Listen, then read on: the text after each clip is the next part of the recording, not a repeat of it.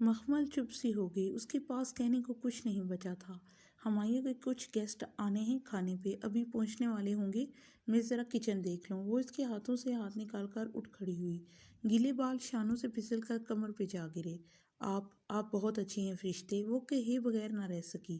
وہ تو مجھے پتا ہے۔ وہ نرمی سے مسکرائی اور زرد دوپٹے کا پلو سر پہ ڈالا، پھر اچھی طرح چہرے کے گرد حصار سا بنا کر دایاں پلو کندھے پہ ڈال دیا۔ یوں کہ بال اور کان چھپ گئے۔ تم آرام کرو۔ وہ باہر نکل گئی اور مخمل وہیں اداس ویران سی بیٹھی رہ گئی۔ باہر سے چہل پہل کی مندم مندم آوازیں آ رہی تھی۔ کافی دیر بعد اس نے کھڑکی سے ہمایوں کی گاڑی کو آتے دیکھا۔ اس کے ہمراہ دو تین معزز اشخاص بھی تھے۔ ہمایوں اسی لباس میں تھا جس میں ابھی شام میں آرزو کے ساتھ بیٹھا تھا، گویا وہ واقعی ہمایوں تھا، یہ اس کا وہم نہ تھا۔ وہ حسرت و یاس سے کھڑکی سے لگی ان کو اندر جاتے دیکھنے لگی۔ اس کے کمرے میں اندھیرا اتر آیا تھا، باہر روشنی تھی، باہر والے اسے نہیں دیکھ سکتے تھے، اور وہ باہر والا تو شاید اب کبھی بھی اسے نہ دیکھ سکے۔ اس کے پاس اب بہتر انتخاب تھا۔ جوان، سٹائلش، زندگی سے بھرپور عورت۔ بے شک وہ مخمل کی طرح خوبصورت نہ تھی، مگر اس کی تراش خراش کی گئی شکل اب مخمل سے حسین لگتی تھی۔ کیا حالات کبھی بدلیں گے؟ کیا کبھی ہمایوں لوٹے گا؟ کیا کبھی اس کی معذوری ختم ہوگی؟ کیا کبھی تیمور اس کے پاس آئے گا؟ کیا یہ اس کا گھر رہ سکے گا؟ کیا وہ در بدر کر دی جائے گی؟ کیا وہ بے سہارا چھوڑ دی جائے گی؟ اندر کا خوف اور بے بسی آنسوؤں کی صورت میں نکل کر اس کے چہرے پہ لڑکنے لگی۔ مستقبل ایک بھیانک سیاہ پردے کی مانند ہر طرف چھاتا دکھائی دے رہا تھا۔ اس نے کرب سے آنکھیں مینچ لی۔ اللہ ہر اس چیز سے بڑا ہے جس سے میں ڈرتی اور خوف کھاتی ہوں۔ رسول اللہ صلی اللہ علیہ وسلم کی دعا کا وہ ایک کلمہ وہ بار بار زیر لب دہرا رہی تھی، یہاں تک کہ اندر کے کرب قدرے کم ہوا اور ذرا سا سکون آیا تو اس نے دعا کے لیے ہاتھ اٹھائے۔ اگر ان لوگوں نے مجھے چھوڑ ہی دینا ہے، نکال ہی دینا ہے، تو مجھے کسی بے قدرے کے حوالے مت کرنا میرے مالک۔ کوئی امید کا سرا دکھا دے، کوئی روشنی دکھا دے۔ وہ بنا لب ہلائے دعا کے لیے اٹھے ہاتھوں کو دیکھ رہی تھی۔ آنسو سے اسی طرح بہہ رہے تھے۔ پھر جب بہت دیر ہو چکی تو وہ چہرہ پونچھا اور سائڈ ٹیبل پہ رکھا اپنا سفید کور والا قرآن اٹھایا۔ اس کے فرنٹ کور پہ مٹا مٹا سا میم اسی طرح لکھا تھا۔ اسے یاد نہ تھا کہ اس نے آخری دفعہ تلاوت کدھر چھوڑی تھی۔ پتہ نہیں نشان کہیں لگایا تھا یا نہیں، بس جہاں سے صفحہ کھلا اسے پڑھنا شروع کر دیا۔ لاشعوری طور پر وہ اللہ تعالیٰ سے رہنمائی چاہتی تھی، اور کس کی بات اس شخص کی بات سے زیادہ اچھی ہو سکتی ہے جو اللہ کی طرف بلائے اور اچھے عمل کرے اور کہے کہ بے شک میں مسلمانوں میں سے ہوں۔ اس نے اگلی آیت پڑھی، اور بھلائی ہر برائی برابر نہیں ہو سکتی، سو برائی کو اس طریقے سے دور کرو جو بہترین ہو۔ دفعتاً وہ شخص جو اور تمہارے درمیان عداوت ہے یوں ہو جائے گا گویا کہ تمہارا حمیم گہرا جانسار دوست ہو۔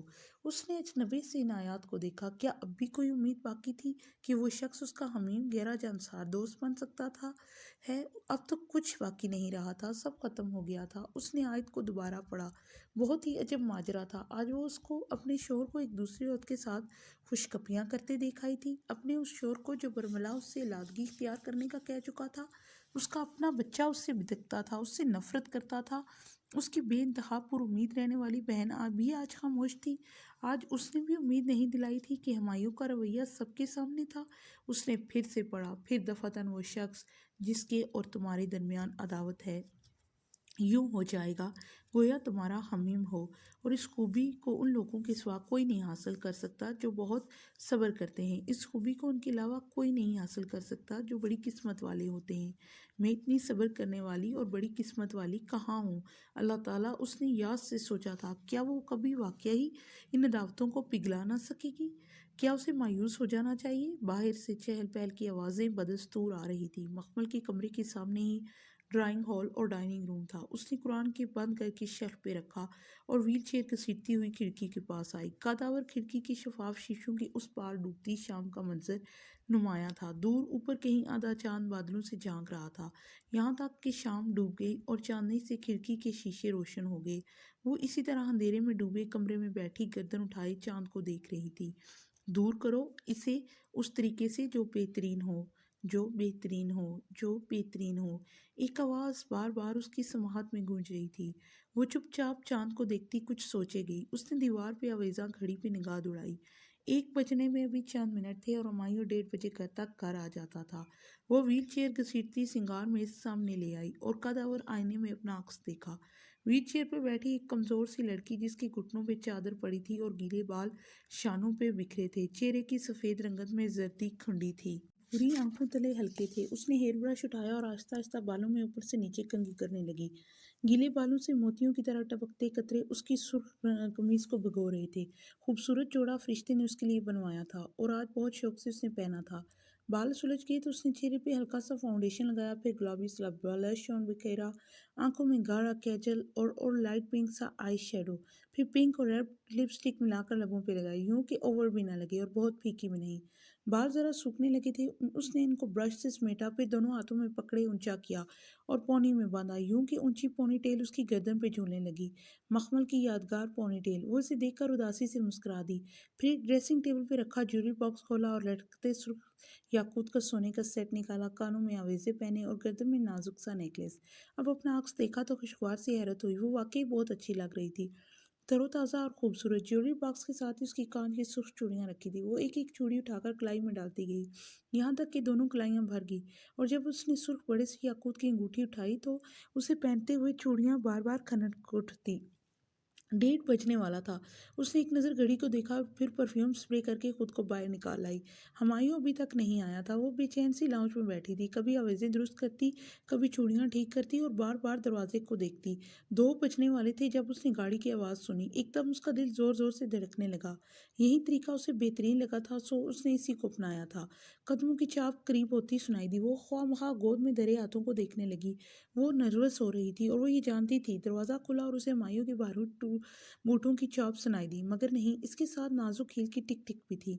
उसने हैरत से सर उठाया और अगली बार जोर का झटका लगा। हुमायूं और आरजू आगे पीछे दाखिल हो रहे थे। वो यूनिफॉर्म में मलबूस था, हाथ में एक खाकी लिफाफा था और वो आरजू से बगैर कुछ सुने चला आ रहा था। वो इसके हमकदम मसरूर सी चल रही थी। वाइट ट्राउजर पर पिंक घुटनों तक जाती शर्ट और दुपट्टा नापैद, कमान की सी पतली आईब्रोज और तीखी निगाहें। उसके सामने बैठे गर्दन उठाए खुद को देखते उन दोनों के कदम जरा सुस्त हुए। चंद लम्हे वो शदीद सदमे की हालत में रही, फिर संभल गई। बज़ाहिर सुकून से उन दोनों को आते देखा और इसी सुकून से सलाम किया। अस्सलाम वालेकुम। वालेकुम सलाम। हुमायूं ने जवाब देकर एक नज़र आरजू को देखा, जो सीने पे बाजू बांधे तीखी निगाहों से मखमल को देख रही थी। उसकी निगाहों में वाज़िया इस्तज़ा था। मैं आपका इंतज़ार कर रही थी हुमायूं, मुझे आपसे बात करनी है। वो आरजू को यकसर नज़रअंदाज किए स्पाट लहजे में हुमायूं से मुखातब की थी। मुझे भी तुमसे बात करनी है, वो संजीदगी से कहता। उसके सामने सोफे पे बैठा खाकी लिफाफा अभी तक उसके हाथ में था। ठीक है, आप बताएं। दोनों आमने सामने बैठे और आरजू इसी तरह सीने पे बाजू लपेटे उखड़ी उखड़ी सी खड़ी थी। चंद लम्हे खामोशी हाय रही। हुमायूं हाथ में पकड़े खाकी लिफाफे को देखता रहा, जैसे कुछ कहने के लिए अल्फाज तलाश कर रहा हो। उसने सर उठाया और इन्हीं संजीदा निगाहों से मखमल का चेहरा देखा। मैं शादी कर रहा हूँ। एक लम्हे को सुकूत छा गया, मगर ना आसमान गिरा, ना जमीन फटी, ना ही कोई तूफान आया। उसने बहुत सब्र से उसकी बात सुनी। वो फिर सवालिया आबरू उठाए, तो ये कि हम दोनों को अलग हो जाना चाहिए। ये लो।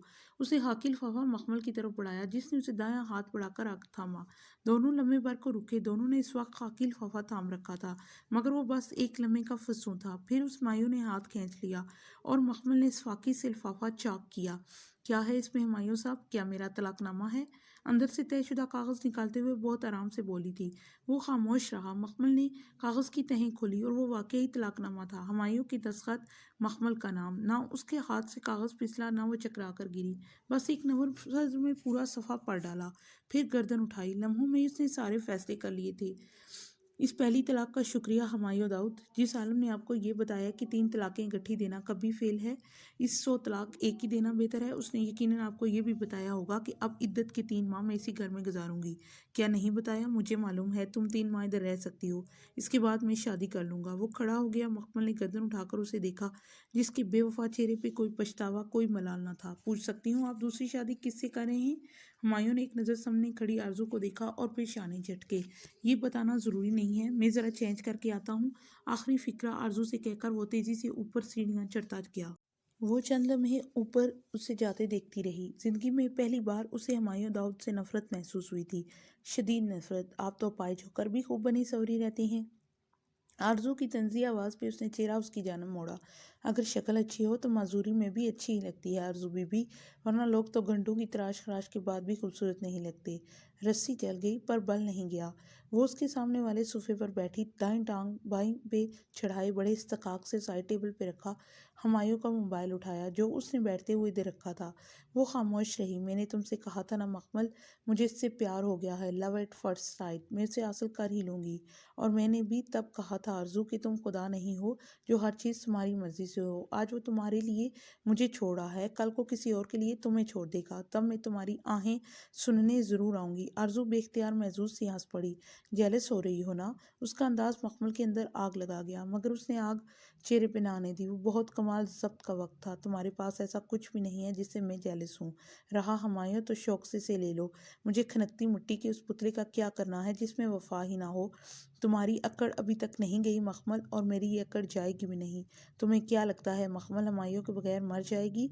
उसने तल्खी से सर झटका। मैं 7 साल कोमा में पड़ी रही, तब मेरे पास हुमायूं नहीं था, मैं तब भी नहीं मरी, तो अब उसके बगैर क्यों मरूंगी? खैर, अगर तुमने बैठना है तो बैठो। खाने पीने आई हो तो सामने किचन है। वैसे भी दूसरों के माल खाने की तुम्हारी खानदानी आदत है, और हुमायूं को खैरात करने की। जो खाना हो खा लेना। Take care. उसने दानस्ता सलाम अलैकुम कहने से इतराज़ किया था। कम से कम इस वक्त वो आरजू पे सलामती नहीं भेज सकती थी, और व्हील चेयर का रुख अपने कमरे की तरफ मोड़ दिया था। तयशुदा कागज़ अधखुला उसकी गोद में धरा था। उसे आरजू के बड़बड़ाने उठने और सीढ़ियाँ चढ़ने की आवाज़ सुनाई दी थी। उसे मुड़कर नहीं देखा। वो अब कुछ देखना नहीं चाहती थी। उसका घर ताश के पत्तों की तरह बिखर चुका था। अब कुछ बाकी नहीं रहा था। कमरे में आकर उसने दरवाज़ा बंद कर दिया, लॉक नहीं लगाया।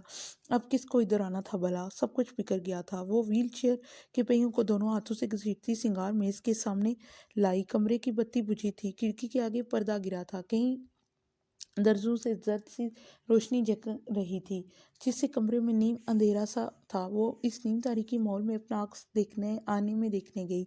हर शय उजड़ गई थी, सब खत्म हो गया था। राख का ढेर लगा था, उसमें कोई चिंगारी नहीं बची। नहीं, अपने अक्स को देखते उसका दिल चाहा वो कानों से आवेज़ें नोच फेंके, नाजुक सा हार उतार कर दीवार पे मारे, चूड़ियां तोड़ दे, जोर जोर से चिल्लाए, धाड़े मार कर रोए। उसने हाथ आवेज़ों की तरफ बढ़ाया ही था कि दफतन नीम तारीख में एक कमरे से मंदम सी आवाज़ उभरी। आंख आंसू बहाती है और दिल गमगीन होता है, मगर हम जुबान से वही कहेंगे जिस पे हमारा रब राजी हो। अवेजी को पकड़े उसका हाथ दम सा नीचे गिर गया। रसूलुल्लाह सल्लल्लाहु अलैहि वसल्लम ने कहा था कि सब्र सदमे की पहली चोट पे होता है, और उन्होंने ये भी कहा था कि जो शख्स गिरेबान चाक और रुखसारों पे तमाचे मारे और जहलियत की तरह बैन करे वो हम में से नहीं।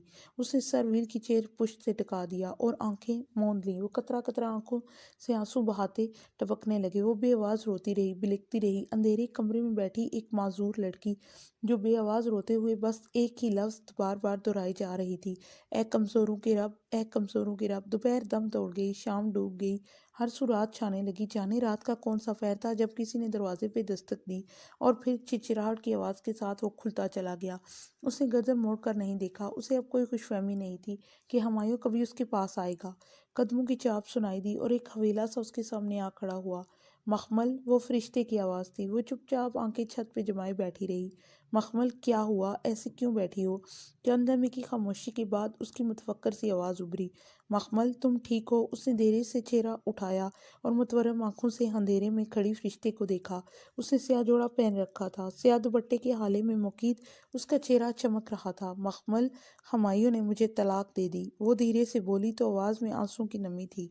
कितने ही पल माहौल पे सकता छाया रहा। कब? आज दोपहर में।